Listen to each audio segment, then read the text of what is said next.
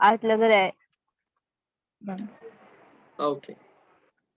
So coming to the next question, question number 29. Acquisition of additional stake in the subsidiary का category है. Entity A acquired 60% of entity B 2 years ago. 2 साल पहले 6,000 रुपए में लिया था. At that time, entity B's fair value was 10,000. उसी time 10,000 का fair value था. तो can I say ठीक है चल. Let me write here PC. LT Limited had net assets with a fair value of 6,000, which is assumed as book value. Goodwill of 2,400 being recorded. तो goodwill record किया उन्होंने 6,000 into 60% of 6,000. ठीक है, तो goodwill खड़ा है बुक्स में 2,400 रुपये. ऑन 1 अक्टूबर 2010, फिर आज के दिन की बात कर रहे हैं, एंटिटी ने क्या किया और 20% इंटरेस्ट एक्वायर किया बी में. हम लोग की ऑलरेडी वहां पे हम लोग के पास कंट्रोल था. अब हम लोग एडिशनल स्टेक एक्वायर कर रहे हैं, तो this would be as good as we are acquiring NCI, है ना, क्योंकि मेरे पास कंट्रोल तो पहले से था. तो इन दिस केस एडिशनल मिल रहा है, वो कोई नया कंट्रोल नहीं मिल रहा है, कंट्रोल पहले से था. तो it would be NCI purchase करना, मतलब एनसीआई कैंसिल करना पड़ेगा उस रिस्पेक्ट में. Taking its holding to 80%. At that time, the fair value of the entity B is 20,000. जिस टाइम पे हो रहा है सारा कारनामा, तब का क्या वैल्यू है? 20,000. पूरे एंटिटी बी का वैल्यू है. An entity pays 4,000 for 20% interest. ठीक है, हम लोग 4,000 पेमेंट कर रहे हैं. तो देख यहाँ पे 2 कैश तो पक्का है कि 4,000 चले जाए. At the time of the purchase, the fair value of entity B's net assets is 12,000. ठीक है. The carrying amount of the non-controlling interest is 4,000. तो 4,000 का वैल्यू है एनसीआई का, लेकिन ये 4,000 का जो कैरिंग वैल्यू है, ये तो पूरे के पूरे 40% बचे हुए स्टेक का था 4,000. बट मैं तो 40% एनसीआई में से सिर्फ 20% एनसीआई एक्वायर कर रहा हूँ ना. तो सिर्फ 2,000 का एनसीआई एक्वायर कर रहा हूँ. तो यहाँ पे देख 2,000 का एनसीआई गायब हो गया, 4,000 का मैंने कैश बैंक पेमेंट कर दिया. तो इन शॉर्ट दिस इज मेरा loss on acquisition which is 2,000. कोई प्रॉब्लम नहीं है, सिंपल सा था, बस था तो करना जरूरी था तो अपन ने कर लिया. ओके.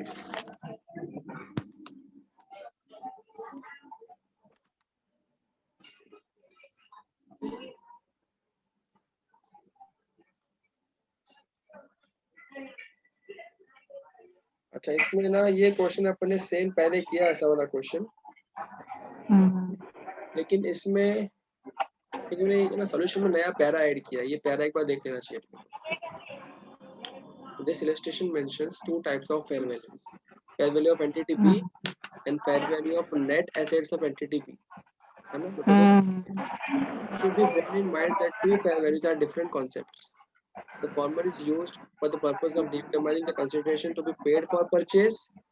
यानी कि जो पहले वाला था वो, it can be seen that the initial stake purchase entity A has paid 60% of the fair value of entity B, that is 60% of 10,000.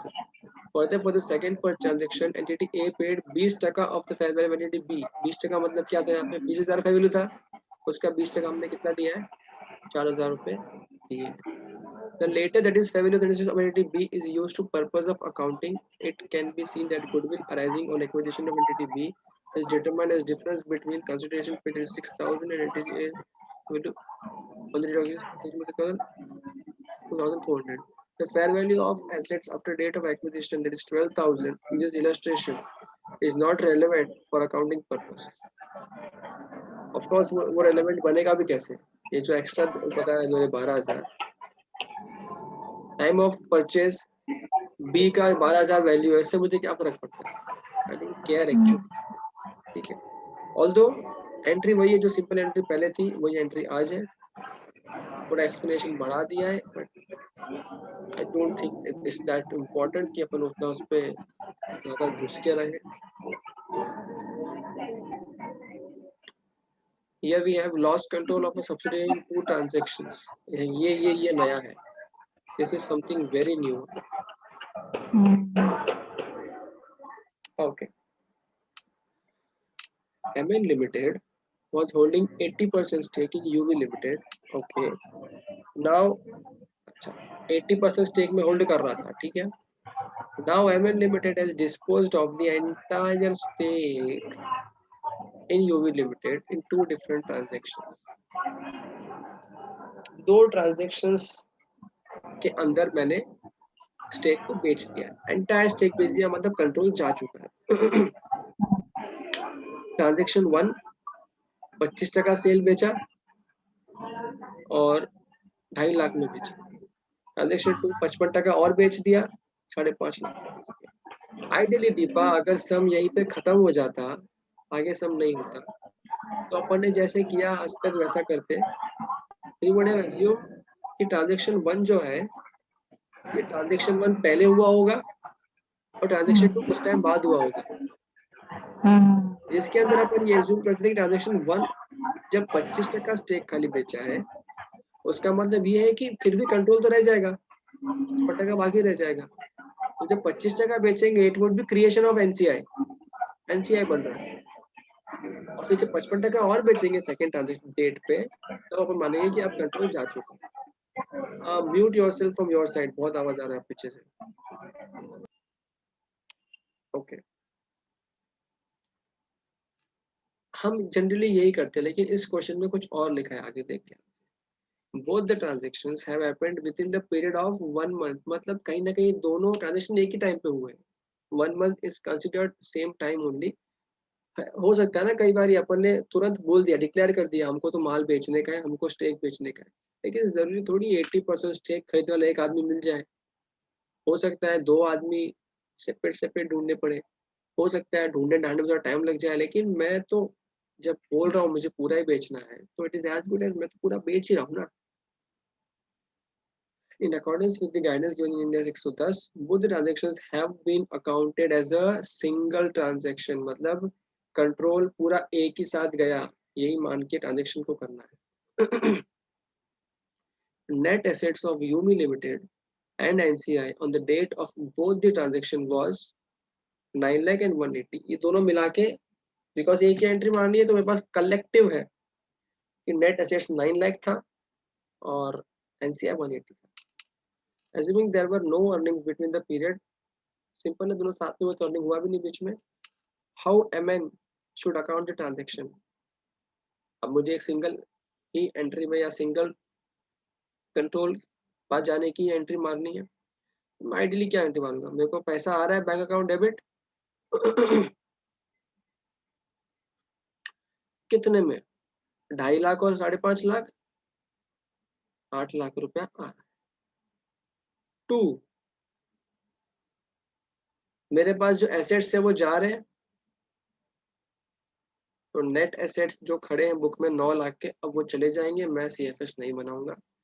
और NCI भी था, ये भी खत्म हो जाएगा. NCI बड़ा वो क्रेडिट में, उसको भी गायब कर देते हैं. NCI account debit 1.8 lakh and done and dusted. There would be some gains 0.8 lakhs. Correct. तो ये क्या होगा, this is gain on stake sale, ये गेन आ जाएगा. आइडियली ऐसा होना चाहिए, ठीक है. तो देखिए इन्होंने यहाँ पे लिखा होगा भाई फेयर वैल्यू एक साथ ले लो पूरा का पूरा, नेट एसेट्स गायब कर दो, NCI गायब कर दो, 720 80,000 आ गया गेन. नाउ बट ये तो हमने कहा है कि एक ही बार में ट्रांजैक्शन मानना है और ओवरऑल गेन निकालना है, तो हमने निकाल लिया. क्वेश्चन में और क्या पूछे, लेकिन एक गैप तो 1 मंथ का हुआ ट्रांजैक्शन में ना, तो एंट्री तो अल्टीमेट इफेक्ट एक ही एंट्री से मारना है, बिकॉज मेरे पास एक ही दिन का नेट एसेट है और एक ही दिन का मेरे पास में ये है एनसीआई है, I do not have NCI in net asset of both the days, तो एंट्री तो एक साथ ही मारना है, वहां तो कोई इशू नहीं है। लेकिन एक्चुअल में ट्रांजेक्शन 2 बार में हुए, हो सकता है एक पार्टी ए से एक पार्टी बी से, and so on so fourth and so on. तो मेरे को इनकी एंट्री अगर मैं सेपरेट मारना चाहूंगा तो मैं क्या एंट्री मारूंगा? यहाँ पे 2 बातें हो जाती है दीपक। क्या मैंने ट्रांजेक्शन 1 किया, या तो मैं ये मानूं कि उसी दिन कंट्रोल जा चुका है, या मैं ये मानूं जब ट्रांजेक्शन 2 किया तब कंट्रोल जा चुका है। तो देखिए यहाँ पे let me try something for you. Question number 30, let's me take one condition. If control is lost at T1 transaction, अगर कंट्रोल T1 पे लॉस हो गया है तो मैं T1 की जब एंट्री मारूंगा तब मैं क्या एंट्री मारूंगा? T1 पे मुझे पैसा आ गया है 2.5 lakh, bank account debit 2.5 lakh. T2 का आया नहीं, बट मैं बोल रहा हूँ इसी दिन कंट्रोल चले गया, तो मैं उसी दिन मार दूंगा, पैसा नहीं आया, कंट्रोल जा चुका है, receivable account debit 5.5 lakh. NCI मेरे पास एक ही दिन का जिस दिन कंट्रोल गया है तो इसी दिन कंट्रोल गया है, एनसीआई भी कर दिया डेबिट 1.8 लाख से। नेट एसेट जा चुका है जो कि है 9 लाख का, and we have gain 0.8 lakh. ठीक है, अच्छा अब T2 पे भी तो पैसे आएंगे, तो सिंपल है, वो पैसे जब आ रहे हैं, कंट्रोल तो जा चुका है पहले, bank account debit to receivable, जो भी ऊपर एंट्री खड़ा किया था, पैसा आ गया। Now what if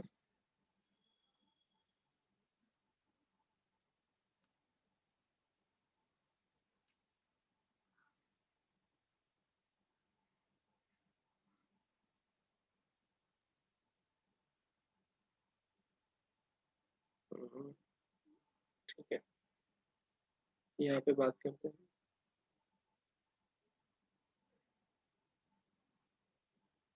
If control is lost at T2, T2 के दिन कंट्रोल लॉस हुआ तो क्या करेंगे? तो T1 के दिन तो कंट्रोल लॉस हुआ नहीं है, लेकिन पैसा तो आ गया है, बैंक अकाउंट डेबिट 2.5 लाख। लेकिन क्योंकि मुझे एक ही एंट्री मारनी है मेरे कंट्रोल जाने की, तो ये पैसा आया, आई विल कंसिडर ये पैसा मुझे एडवांस मिला है, कोई ट्रांजेक्शन करना इसके लिए एडवांस मिला है, और मैं T2 में मेरी मनचाही एंट्री मारूंगा, बैंक अकाउंट डेबिट जो T2 में 5.5 लाख मिलेगा, जो एडवांस वहां पे खड़ा कर दिया था एडवांस यहाँ पे वाइप आउट कर दूंगा 2.5 लाख। एनसीआई मुझे अब तो गायब करना ही है 1.8 lakh. To net assets of course गायब हो जाएगा 9 लाख, और टू गेन आ जाएगा वापस से सेम 0.8 लाख। तो समझी क्वेश्चन का मतलब, जब एक ही दिन कंट्रोल जा रहा है तो control we don't know control कब एक्चुअल लॉस्ट हुआ यहाँ पे या यहाँ पे, तो हमने वो हिसाब से एंट्री मार के बता दिया। ये चीज आपको यहाँ लिखी हुई मिलेगी। If we see here,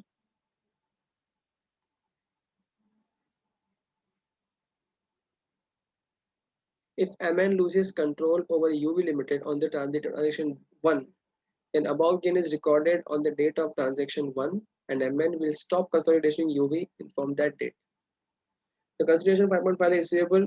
Transaction 2 will be shown as a consideration receivable. And same, अगर MN loses control over UV on transaction 2, तो जैसे अपन एंट्री किया वैसे एंट्री, तो ये लिखना थोड़ा डिफिकल्ट हो जाता है, बट जब एंट्री मार लेते हैं तो लिखना आसान हो जाता है, तो इसलिए मैंने तेरे को एंट्री मारना बता दिया।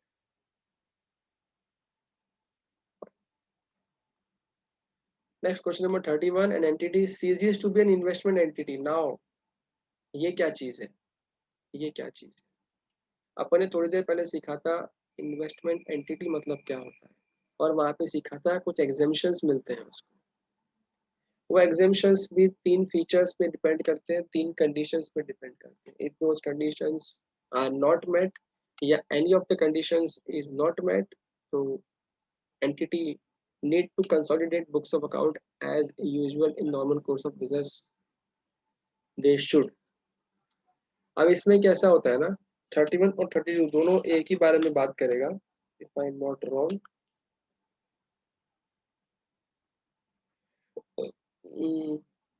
यस, दोनों एक ही बारे में बात करेंगे।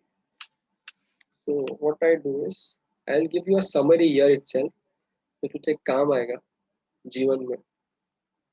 देख क्या हो सकता है, एक कंडीशन तो ये हो सकता है कि अर्लियर, पहले कोई एंटिटी इन्वेस्टमेंट एंटिटी थी, जो कि अब कन्वर्ट होके नाउ नाउ वो बन गई है नॉन इन्वेस्टमेंट एंटिटी। या तो ये बात हो सकती है, या फिर ये बात इस तरह से हो सकती है कि शायद पहले वो एक नॉन इन्वेस्टमेंट एंटिटी थी और अब हो गई है, now it has become investment entity. Prime rule आज भी वही रहेगा जो पहले हुआ करता था। अगर पहले इन्वेस्टमेंट एंटिटी थी तो हम लाइन बाय लाइन सीएफएस तो नहीं कर रहे होंगे, हम कैसे रिकॉर्ड कर रहे होंगे उस इन्वेस्टमेंट्स को, एफवीटीपीएल पे रिकॉर्ड कर रहे होंगे। लेकिन अब क्या बन गया, नॉन इन्वेस्टमेंट बन गया, तो क्या करना पड़ेगा, therefore now line by line CFS करना अनिवार्य बन जाएगा। क्यों, बिकॉज कंट्रोल, सॉरी क्या बोलते हैं, एक्विजिशन की एंट्री माननी पड़ेगी। दिस वुड बी कौन सी एंट्री, कंट्रोल एक्वायर करने की एंट्री माननी पड़ेगी, बिकॉज अल्टीमेटली अब मैं कंट्रोल एक्वायर कर रहा हूँ, तो मैं सीएफएस बनाऊंगा, तो अब मैं तो नॉर्मल एक्सपी करूंगा। सेम जब मैं नॉन इन्वेस्टमेंट था तो मैं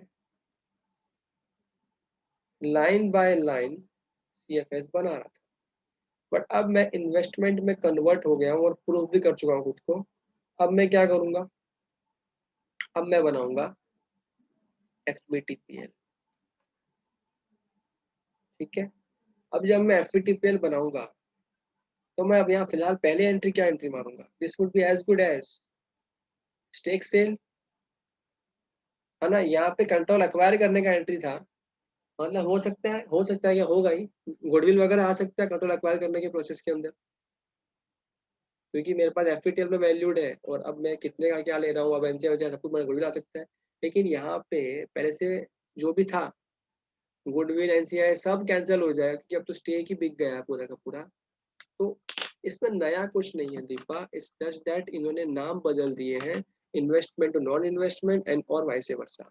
एज तो मुझे इसलिए लगना है कि अब इन्वेस्टमेंट नॉन इन्वेस्टमेंट आ गया, मतलब सादा एंटिटी बन गया, एक्विजिशन का एंट्री मार दो। नॉन इन्वेस्टमेंट से इन्वेस्टमेंट बन गया, मतलब वो बोल रहा है कि अब मैं सीएफएस नहीं बनाऊंगा, तो स्टेक सेल की एंट्री मार दे भाई। एंट्री या पुरानी वाली एंट्री है, कुछ चेंज नहीं है एंट्री में, सिर्फ तरीका अलग है, तो रिश्ता वही, सोच नहीं। ठीक है, ओके। सो विद दिस, ये जो मैंने कहानी बताई है, ये कहानी के बेस पे नेक्स्ट 2 क्वेश्चंस हैं आपके, देख लेते हैं and we are done for the day. A limited ceased to be investment entity, अब सीज कर रहा है, मतलब कहना से ये फर्स्ट केस की बात हो रही है, तो ये इन्वेस्टमेंट एंटिटी से it is converted to non investment entity. In this case ये, अच्छा ये कहानी हो कब रही है, इट्स ऑन 1 अप्रैल 2011। बाकी सब चीजें भाड़ में गई, इस दिन जो ये एंट्री मारना है, ये कंट्रोल एक्वायर करने की एंट्री मारनी है, स्टेक एक्वायर करने की एंट्री मारनी है? इन्वेस्टमेंट से नॉन इन्वेस्टमेंट बन रहा हूँ, कौन सी एंट्री मारूंगा मैं कंट्रोल एक्वायर करने की एंट्री मारनी है, सिंपल सी बात है, बस इतना क्लियर है। आगे देखते हैं। On which date it was holding 80% of B Limited. The carrying value of its investment in B Limited, which was measured at fair value through FPTPL, was 4 lakh का fair value है उस मेरे इन्वेस्टमेंट्स का।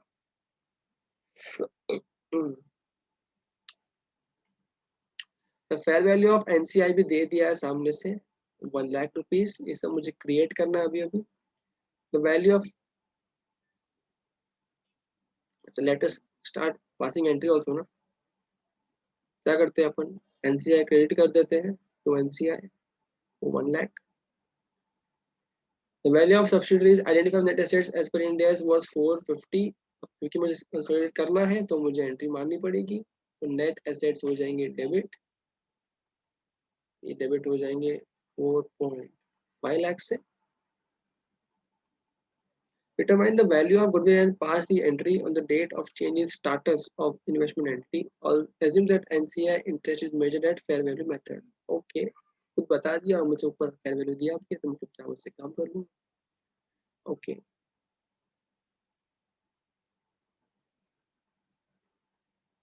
और कुछ बाकी रहा क्या अपना? अच्छा, अब सिर्फ इतना देख ध्यान से, जो एक हल्का सा नया लगता है पर नया कुछ है नहीं उसमें भी, जिस अमाउंट पे उसको वैल्यू किया हुआ ना 4 लाख पे, मेरे लिए एज गुड एज है ना कि ये मेरा एफपीटीपीएल पे खड़ा है, मतलब मैं इसको पीसी मान लेता हूँ, क्योंकि मैं कुछ आज तो नया दे नहीं रहा हूँ उसको, बट आज मैं सिर्फ कन्वर्ट कर रहा हूँ खुद को, तो आई विल सी कि ये मेरा डीम्ड पीसी बन गया, it is my deemed PC, that's it. तो गुडविल निकालना अब आसान हो गया अपने लिए। चाहिए तो एनसीआर 2 हो गया है, यहाँ पे वो इन्वेस्टमेंट खड़े थे उनको गायब करना है मुझे, तो इन्वेस्टमेंट यहाँ गायब कर देंगे, to investment 4 lakhs, in short 4.5,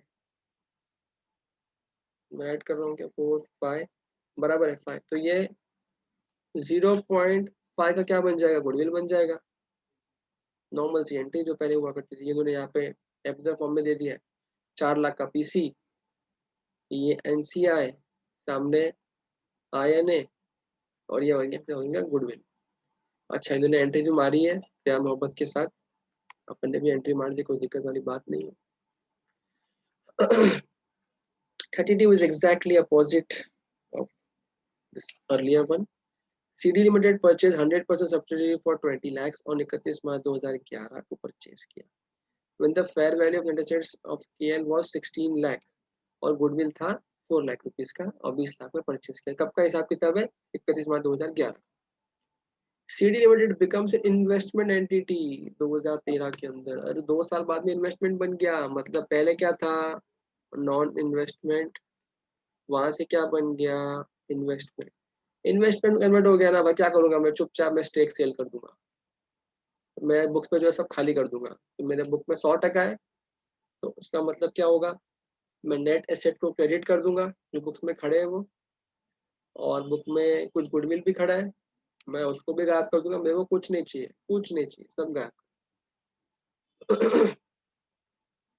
और क्या है, अच्छा इन्वेस्टमेंट आज की डेट में बुक्स पे जो खड़ा है, खड़ा नहीं हो तो खड़ा होगा अभी, in KL limited measure at favour through PL.